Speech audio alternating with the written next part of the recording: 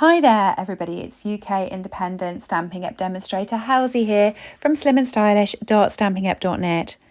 Today I'm partaking in a Stamp Around the UK sketch challenge. So me and my Stamp Around UK friends are all together and we're creating a card that follows the same sketch.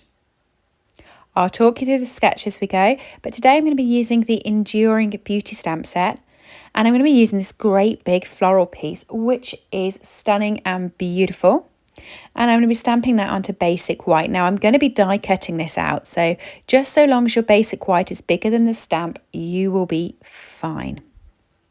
I'm going to be using Stays On ink for this. And you can see I'm just twisting my wrist as I apply it. And then I'm going to just bring it up to the camera because what I'm actually doing is I'm going to huff on this just to activate the ink. So when you've got a big stamp and you're using something like Stays On, which dries quite quick, you want to add just a little bit of moisture to it. So I just huff onto it just to get it to activate a bit better. Now there's two types of black inks we do. We do Memento and we do Stays On. Normally on my videos you'll see me use Memento because I'm going to be using my Stampin' blends. However, Stays On works really well with our watercolour pencils, our inks and our Stampin' Write markers.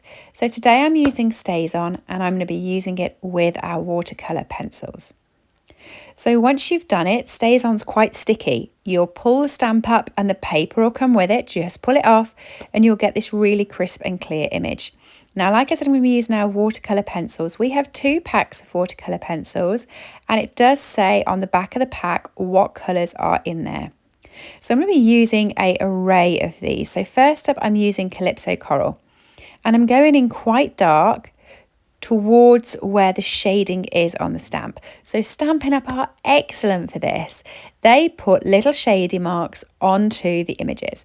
You can see where they are. On the leaves, there's a couple of cut-ins. That's where you add your shade. And then I've also done it in the middle of the flower as well and pushed it out. Now I'm going to be colouring all the flower pieces in with this.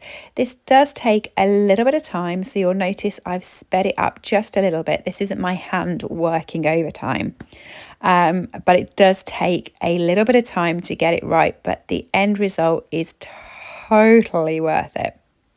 So for this one, it's Calypso Coral. I'm then going to be grabbing a few different colours and shades and putting them on. So this one here is Real Red. And I'm going around the inside to really get that red popping off the paper. And finally Melon Mambo. And I'm doing the other side of the leaf. So where I'd done the right side where the shading was in Calypso Coral, I'm now tying the rest of it together with the Melon Mambo. Okay, now you don't have to worry about this looking scratchy or looking a little bit messy or looking piecemeal. It's fine, it's going to work itself out. This one here is Flirty Flamingo and I'm just doing the inside of the flower now. And to be honest, I think this looks beautiful as it is and you don't need to watercolour it together, but I am obviously going to pop a little bit of colour to boost it in. This is Daffodil Delight and I'm just popping that around the middle and you can see I've gone in quite dark with that. And don't forget the buds, which I've just popped a bit of Real Red on the top. Now our Wink of Stella pens. If you want to know what my favourite item ever in any of our catalogues is, it's the Wink of Stella because it's just beautiful. This is a glitter pen and it applies the glitter to the paper, but it's in a liquid form. So rather than using our aqua markers or our blender pens to spread the watercolour in, you can use Wink of Stella to do that. And it's a cool technique, but it leaves this image looking so glittery. At the end, when I bring it up to the light, you'll be able to see exactly how glittery this section is. Okay, and you can see how the ink just spread in. For the leaves, I'm going to be using Garden Green and Granny Apple Green. Okay, and you can see I'm spreading a lot of green on the one side, and then I'm going to be using the Granny Apple Green to mix it all in. I forgot a bud there. I will come back and get it with the Wink of Stella. It doesn't matter if you forget. You can, as you start colouring in, you can see different pieces and you can pick them back up again. Now, my one advice with the Wink of Stella is you only have one and then wipe it. So I've just wiped it on my finger to get the colour off. If you go straight from doing the red onto the green, you're going to mix the colours.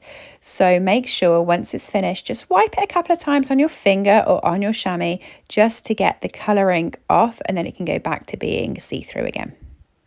Okay. Once you've done that, you can run it through your die cut machine or you can fussy cut it. I have the dies for it, so I'm going to die cut that out now. And I've got my card base ready to put it onto. I've also got a piece of basic white that is 10.5 centimetres by 14.8, which is the same size as my card base. And I have these 6x6 really dazzling diamond type DSPs. These are from the annual catalogue. I'm cutting it at 2 inches and I'm just going into the top here at 1 inch and creating a little slice. So when I turn this over, you're going to see it better. I can flag it up there. Now this is part of the sketch challenge. So the sketch challenge has a flag on the left hand side. When you hop to all of my other friends' videos, by going in the description bar below and clicking on one of their links, you will see that they are also going to be putting a flag on the left-hand side of the card. It then has a piece. It's a circle in a sketch, but I've obviously decided to use my die cut out piece that sits over the flag on the right-hand side. Okay, so this all complies with the sketch, and when you go into everybody else's video, you'll be able to see it.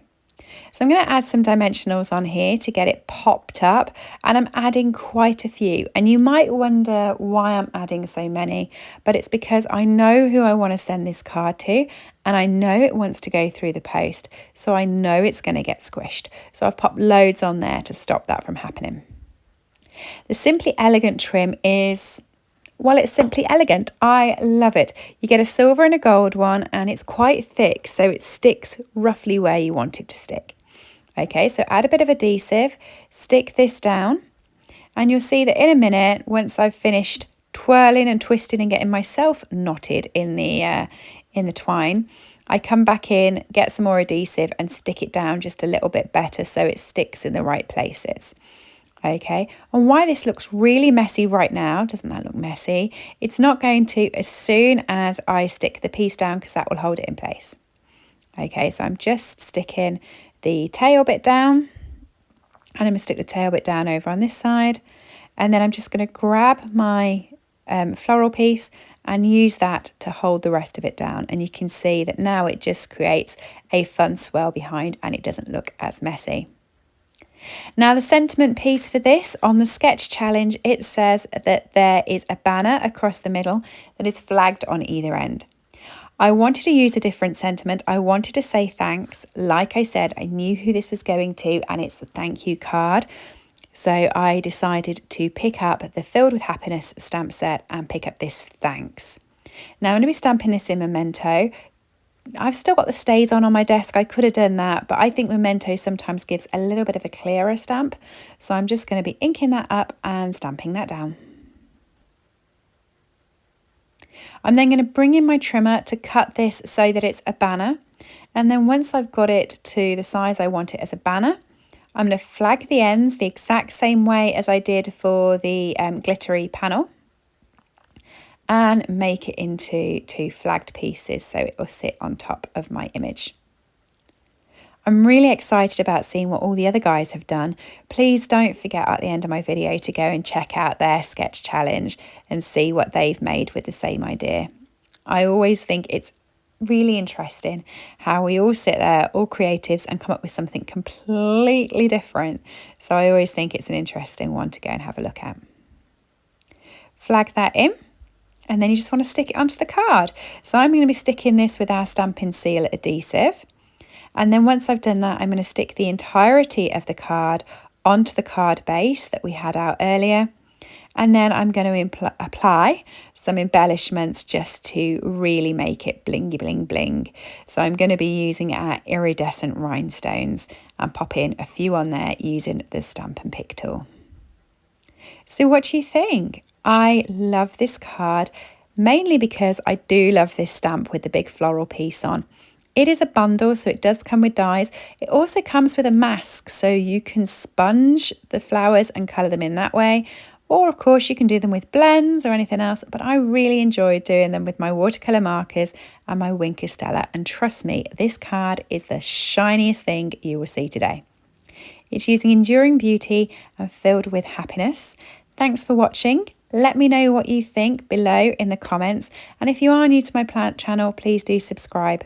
All of the items are available from my store, slimandstylish.stampinup.net. Thanks everybody, bye.